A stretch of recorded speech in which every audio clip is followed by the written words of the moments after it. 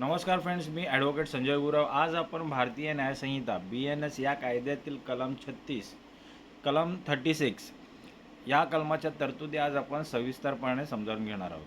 तर भारतीय न्यायसंहिता BNS कायद्यातील कलम 36 हे मालमत्तेच्या म्हणजे प्रॉपर्टीच्या संरक्षणाशी संबंधित आहे. जसे कलम 35 शरीराच्या संरक्षणासाठी मृत्यू घडवून आणण्याचा अधिकार देते, तसेच कलम 36 हे मालमत्ता वाचवण्यासाठी मृत्यू घडवून आणण्याचा अधिकार कोणत्या परिस्थितीत मिळतो हे स्पष्ट करते. तर कलमाचे नाव आहे मालमत्तेच्या खाजगी संरक्षणाचा अधिकार मृत्यू घडवून आणण्यापर्यंत कधी विस्तारित होतो. काय म्हटलं आहे? मालमत्तेच्या खाजगी संरक्षणाचा अधिकार मृत्यू घडवून आणण्यापर्यंत कधी विस्तारित होतो हे कलम ह्यावर भाष्य करतं. When the right of private defence of property extend to causing death. काय म्हणते हे कलम? हे कलम मुख्य कलम आणि परिस्थिती समजून घेऊया. या कलमानुसार खालील 4 परिस्थितींमध्ये तुम्ही मालमत्ता वाचवण्यासाठी गुन्हेगाराचा मृत्यू घडवून आणला तरी तो गुन्हा मानला जात नाही. पहिला आहे लूटमार. रॉबरी होत असेल, तुमच्या घरी लूटमार होत असेल तर तेव्हा बळाचा वापर करून चोरी केली जात असते, तेव्हा तुम्ही मृत्यू घडवून आणू शकता. दुसरा आहे रात्रीची घरफोडी, हाऊस ब्रेकिंग बाय नाईट.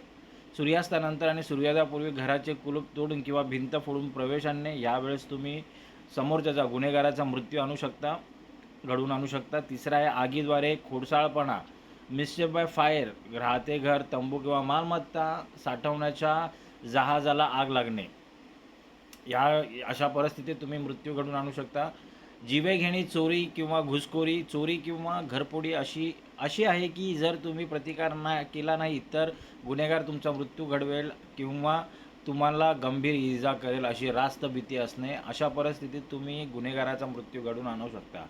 या 4 परिस्थितीत तुम्ही गुन्हेगाराचा मृत्यू घडवून आणू शकता. कोणत्या आहे? लूटमार, नंतर मग रात्रीची घरफोडी, नंतर मग आगीद्वारे खोडसाळपणा, नंतर मग जीवघेणी चोरी किंवा घुसखोरी. या 4 परिस्थितीमध्ये तुम्ही गुन्हेगाराचा समोरच्याचा मृत्यू घडवून आणू शकता. हा अधिकार तुम्हाला ह्या कलमाद्वारे मिळतो. कलमाची सोप्या शब्दात स्पष्टीकरण समजून घेऊया. मालमत्ता केवळ पैसा किंवा वस्तू नसते तर ती माणसाच्या कष्टाची कमाई असते. कायदा सांगतो की जर तुमची मालमत्ता अतिशय हिंसक मार्गाने, उदाहरणार्थ रात्री घर फोडून किंवा घर पेटवून लुटली जात असेल तर ती वाचवण्यासाठी तुम्ही गुन्हेगारावर जीवघेणा हल्ला करू शकता. मात्र हे पाऊल उचलण्यापूर्वी इतर कोणताही मार्ग, उदाहरणार्थ पळवून लावणे किंवा पकडणे शिल्लक नसावा. त्याच वेळी हा मार्ग तुम्ही अवलंबू शकता. उदाहरणे समजून घेऊया. घरफोडी. रात्रीच्या वेळी एखादा चोर खिडकी तोडून घरात शिरतो आणि त्याच्या हातात शस्त्र आहे. घरमालक स्वतःला आणि कुटुंबाला वाचवण्यासाठी चोराच्या डोक्यावर प्रहार करतो आणि चोर मरतो.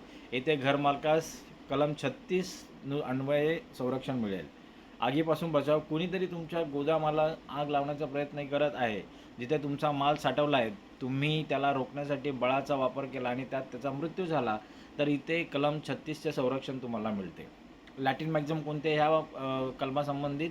तर हे कलम डॉमस सुआ क्युक ईस्ट टेटिसियम रिफ्युजियम या तत्वावर आधारित आहे. याचा अर्थ काय होतो? या मॅक्झिमचा प्रत्येकाचे घरे त्याच्यासाठी सर्वात सुरक्षित आश्रयस्थान असते. आपल्या घराचे रक्षण करण्यासाठी प्राण घेण्याचा अधिकार हा प्राचीन कायदेशीर तत्वांपैकी एक आहे. तर हे कलम का बरं अस्तित्वात आलं आहे? जेव्हा गुन्हेगार रात्रीच्या वेळी किंवा आगीचा वापर करून मालमत्तेवर हल्ला करतो तेव्हा परिस्थिती अत्यंत अनपेक्षित आणि धोकादायक असते. अशा वेळी मालमत्तेचे मालक अत्यंत तणावाखाली असतात. मालमत्तेचे रक्षण करताना मालकाचा जीव जाऊ नये म्हणून गुन्हेगारावर कठोर कारवाईचा अधिकार मालकाला देण्यात आलेला आहे. म्हणून हे कलम अस्तित्वात आले. आता कलमाचे महत्त्व आणि उद्दिष्ट काय? मालमत्तेचे संरक्षण, नागरिकांच्या स्थावर आणि जंगम मालमत्तेला सर्वोच्च सुरक्षा प्रदान करणे, रात्रीच्या वेळी विशेष संरक्षण, रात्रीच्या वेळी होणाऱ्या गुन्ह्यांमध्ये मदतीची शक्यता कमी असल्याने अधिक अधिकार देणे, प्रतिबंधात्मक जरब, मालमत्तेवर हल्ला करणाऱ्या गुन्हेगारांमध्ये भीती निर्माण करणे. आता या कलमाचे उल्लंघन कसे होतं? उल्लंघन, शिक्षा आणि उपाय कसे होतात? तर उल्लंघन जर चोरी साधी असेल, उदाहरणार्थ खिशातून मोबाईल काढणे आणि तुम्ही त्या व्यक्तीला ठार मारले तर हे अधिकारांचे उल्लंघन ठरेल. शिक्षा काय? अधिकारांचा अतिरेक झाल्यास कलम 101 नुसार सदोष मनुष्यवध नुसार शिक्षा होऊ शकते. तर याला उपाय काय? न्यायालयात हे सिद्ध करावे लागते की मृत्यू घडवणं हा शेवटचा पर्याय होता. तर ह्या कलमाचे उल्लंघन, शिक्षा आणि उपाय आहेत. आता न्यायालयीन प्रकरण समजून घेऊया या कलमासंबंधित. मोहिंदर पाल सिंग विरुद्ध पंजाब राज्य या प्रकरणात न्यायालयाने म्हटले की मालमत्तेच्या संरक्षणाचा अधिकार बदला घेण्यासाठी नाही, जोपर्यंत मालमत्तेला धोका आहे तोपर्यंत हा अधिकार टिकतो. पुढचा खटला आहे राम स्वरूप विरुद्ध राज्य. न्यायालयाने स्पष्ट केले, ह्या खटल्यात न्यायालयाने स्पष्ट केले की जर चोर मालमत्ता टाकून पळून गेला असेल तर त्याच्या मागे धावून त्याला ठार मारण्याचा अधिकार या कलमात मिळत नाही. तर हे काही न्यायालयीन प्रकरण, महत्त्वाची न्यायालयीन प्रकरणे आहेत. आता या संबंधित, या कलमासंबंधित असलेले संविधानिक कलमे आणि इतर कायदे कोणते आहेत, तर संविधानातील कलम अनुच्छेद 300A, भारतीय संविधानातील अनुच्छेद, कायद्याच्या प्रक्रियेशिवाय कोणालाही त्याच्या मालमत्तेपासून वंचित ठेवता येणार नाही. दुसरा आहे BNS कलम 37, खाजगी संरक्षणाच्या अधिकारावरील मर्यादा. तर ही काही महत्त्वाची कलमे या संबंधित, या कलमासंबंधित आहेत. या कलमाची समीक्षा कशी करता येईल, तर कलम 36 हे अतिशय कडक अधिकार देते, मात्र यांमध्ये मालमत्ता आणि मानवी जीवन यांची तुलना करताना नेहमीच वाद होतो.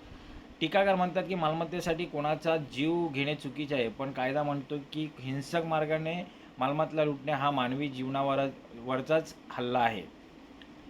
निष्कर्ष काय, भारतीय न्याय संहिता कलम 36 हे मालमत्ताधारकांना त्यांच्या कष्टाच्या कमाईचे रक्षण करण्यासाठी शेवटचे हत्यार देते. हे कलम सुनिश्चित करते की गुन्हेगार कोणत्याही भीतीशिवाय कोणाचेही घर किंवा मालमत्ता उद्ध्वस्त करू शकणार नाहीत. मित्रो, आज आपण भारतीय न्याय संहिता या कायद्यातील कलम 36, या कलम 36च्या तरतुदी आज आपण सविस्तरपणे समजून घेतलेल्या आहेत. हे कलम अधिक चांगल्या प्रकारे समजून घेण्यासाठी हा व्हिडिओ तुम्ही वारंवार पहा, जेणेकरून ह्या कलमाच्या तरतुदी अधिक चांगल्या प्रकारे तुम्हाला समजतील. असेच कायदेविषयक ज्ञान मिळवण्यासाठी, कायदेविषयक माहिती मिळवण्यासाठी आमचं चॅनल सबस्क्राईब करा, लाईक करा, शेअर करा आणि आपल्या प्रियजनांना, मित्रांना फॉरवर्ड करा, जेणेकरून त्यांचंही कायदेविषयक ज्ञान वाढेल, त्यांनाही कायदेविषयक माहिती मिळेल. तर आज आपण इथेच थांबूया. धन्यवाद.